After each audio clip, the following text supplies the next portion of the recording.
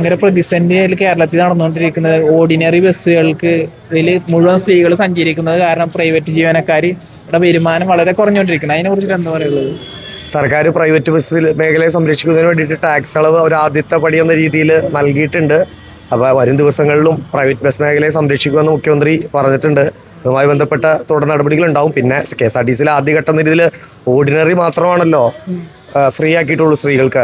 എല്ലാ മേഖലയിലും ഓർഡിനറി ബസ്സുകളില്ല. അപ്പം എല്ലാ മേഖലയിലുള്ള പ്രൈവറ്റ് വ്യവസായവും വലിയ പ്രതിസന്ധി നേരിടുന്നു എന്ന അഭിപ്രായമില്ല. പക്ഷേ അതിനെക്കൂടി സംരക്ഷിക്കുന്ന നടപടിയുമായിട്ട് ഗവൺമെന്റ് മുന്നോട്ട് പോകുമെന്ന് വിചാരിക്കുന്നു. ഈ എല്ലാ സ്ത്രീകൾക്കും സൗജന്യം കൊടുക്കുന്നത് ഒരു തെറ്റായ തീരുമാനമായെന്ന് തോന്നുന്നു. വിപ്ലവകരമായ തീരുമാനമല്ല എല്ലാ സ്ത്രീകൾക്കും സൗജന്യം യാത്ര കൊടുക്കുക എന്ന് പറയുന്നത്. കാരണം തൊഴിൽ ചെയ്യുന്ന സ്ത്രീകൾ ഡേ ടു ഡേ ലൈഫിൽ തൊഴിലിടത്തിലേക്കും മറ്റു ആവശ്യങ്ങൾക്ക് പോകുന്ന സ്ത്രീകളെ സംബന്ധിച്ചിടത്തോളം അത് വലിയ ഒരു ഉപകാരമാണ്.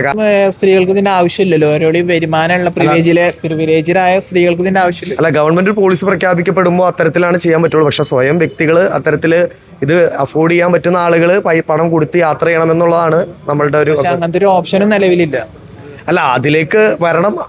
ഗവൺമെന്റും അത്തരത്തിൽ അതിലേക്കൊരു ഓപ്ഷനിലേക്ക് പോകണം.